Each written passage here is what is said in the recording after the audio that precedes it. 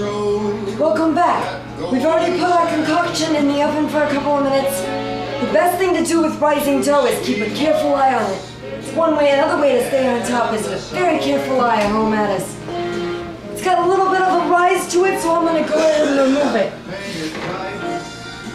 Once it's out, oh man, it's looking really good. We can kind of like flake a little of this flour off the top. We don't need the extra dryness. It's going to be a little dried out now that we've had the sauce is going to be a little dried out rather, which is fine. It gives it a little bit of a nice texture.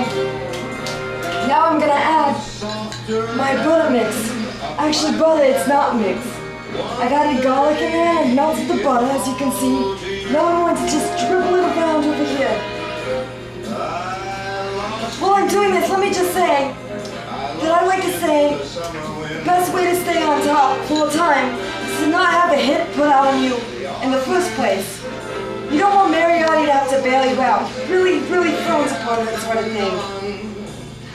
He doesn't like change. He doesn't like new people running off, shuffling off to Buffalo every time they have a hit put on them. I know how to